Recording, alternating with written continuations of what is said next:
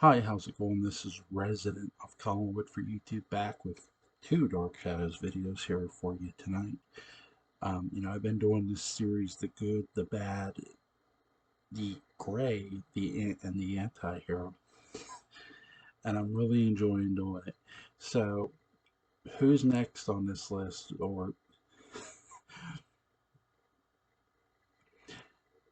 I gotta go with a bad character because I haven't done one really, at least a full-fledged bad character. And just, there are characters that start off in a category and don't change categories. But there are characters I'm going to get into where they don't just start off in one category. They go through several categories. How they go through all four. There's characters that go through all four of them. This is a character that is not the case, though. This character is bad. If I'm sure you've heard the song "Bad to the Bone" by George Thorogood. So, and the Bone Crushers, right? I'm sure I'm mispronouncing the band's name. Look no further than Aristide.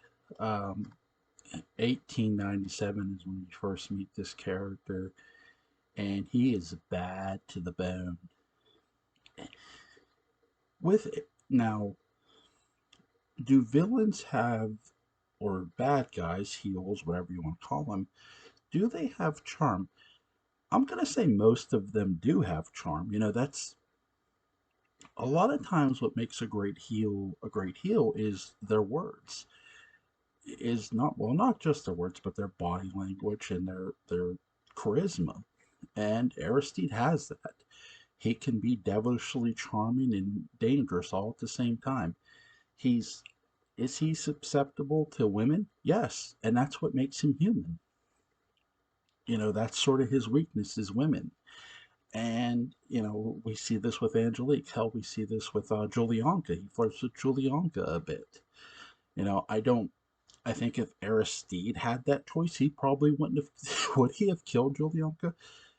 To be clear, Aristide's going to do whatever Petofe tells him to do. I mean, that's made clear.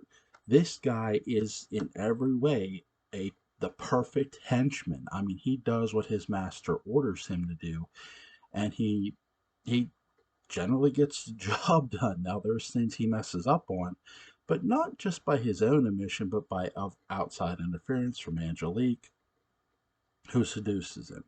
Um, I said Aristide is susceptible to women.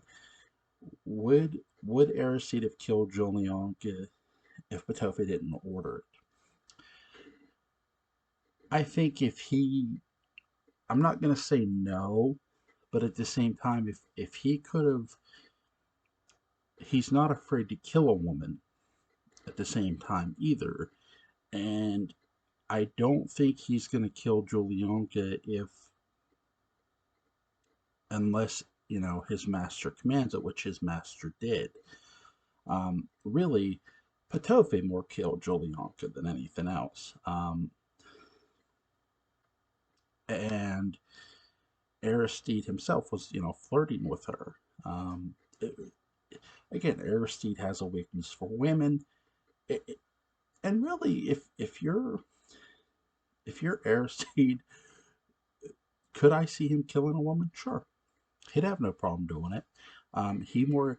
I love the fact that Aristide isn't afraid to pull his knife, and he's great at pulling it. And you could tell he's used that knife to kill before too. He's not afraid to take a life, threaten to take a life. This character does so much shady shit. It's not even funny. And really, Aristide's best quality is actually his is a quality his master has too. He's good at, you know, really.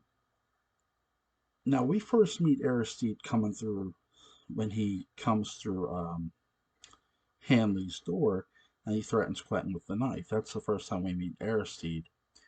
Quentin assumes he's a gypsy, which is interesting. So one thing Aristide is very good at is posing as someone else because Quentin just assumes he's a gypsy and gives him the hand. Not not realizing this guy works for someone else. Um, that's something I wish they would have continued a little more with Aristide in 1897, but because Patofe is gonna be in disguises,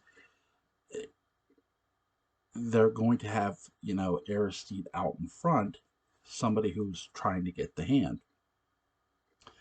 Now, but I do love the fact that they sort of give that sort of segue to him at first, sort of like, they make you think he could be a gypsy, and why not? Maybe the gypsies realize that, hey, someone took the hand, and they realize where it was, so they sent someone to get it. It would make sense, and it would. Here's the thing: he has the weapon of a gypsy, a knife. My God, he he dresses a bit like a gypsy too. I mean, he wears the garb they would. I mean, I don't know if Aristide is honest to God a gypsy. I could now if they revealed that, would I be shocked? No, no, it wouldn't shock me one bit. Now, would Patofe work with a gypsy? That's one. I'll say this: if it ever gets revealed Aristide is a gypsy, and you're going to tell me Patofe knew that fact and yet still recruited him, that would shock me. Because remember, Patofe hated the gypsies. There were, we say Angelique hated Barnabas. She hated what she loved to hate him. With Patofe and the gypsies, there's general heat. I mean, they literally want each other dead. I mean, look, if Patofe died, the gypsies aren't shedding tears. You know what I mean? It's that kind of hatred. And so it would shock me that if that got revealed. Again, I don't know if he is or isn't, but that would be interesting to find out. So if anybody honest to God knows if he is or isn't, please let me know. Um, Another thing I find interesting about Aristide is that not only is he not afraid to get into scuffles, he's not afraid to show patience either. When Petofe's lying in his room and the hand's been placed on top of Petofe, here's Aristide just chilling, just he has confidence that it's gonna work. And Barnabas is not so sure. He's sort of nervous. He's more nervous than Aristide is. He aren't you? He goes, "Can I go in that room?" And Aristide said, "No, you can't. Just sit down, have a seat, or leave. Do whatever you want, but don't you can't go other than go in that room. You can't." So Aristide, you know, is patient and he has no problem waiting. In many ways, I sort of wish they would have let this character live. Not necessarily have his own series, because I don't think there would have been enough for that, but to sort of continue a story arc with him that he was out there somewhere and still a threat. Again, you got to look at that he gets killed off by by the former warden of the prison he was at. And it really, he was one of those villains. Did I like Aristide? He's, again, is he likable? No. He's not a likable heel. He's just a heel you go, man, this dude is sinister as hell. And his laugh too. He, Dark Shadows, the villains had great laughs. The actors and actresses, they knew how to laugh. They knew how to do a sinister laugh. They to me they rival any laugh in horror today. Pick one. They rival it, and they really do. And I think with Aristide and the category another reason he sticks in this category Anybody that Patofe told this guy to kill, he did it without even thinking about it. He just boom, boom. And that's what I'll say too, is that Aristide, here's a guy that was in prison and he belonged there. Here was a guy that was so dangerous that he was his own sort of, he, in many ways, he literally could have been his own boss. He was worthy of somebody who could have been a bigger a bigger boss feel in Dark Shadows. Really, he had that kind of level of evil in him, where he could have been portrayed as a bigger threat if you wanted to. He had that kind of range for a character, and that's the biggest best compliment I can give him. Really, he was that dangerous on his own. Really, I mean, because you got to think, Patofe. Keep in mind at this point when Aristide shows up, Patofe's in the background. No one knows Patofe's in town as Patofe. He's disguised as someone else. So when you look at Aristide, who's out there in front, no one knows who he's working for, and that's a danger to itself, because he ties up Quentin. He almost kills Quentin um, many times. There's many opportunities. He almost kills him. He could have killed him.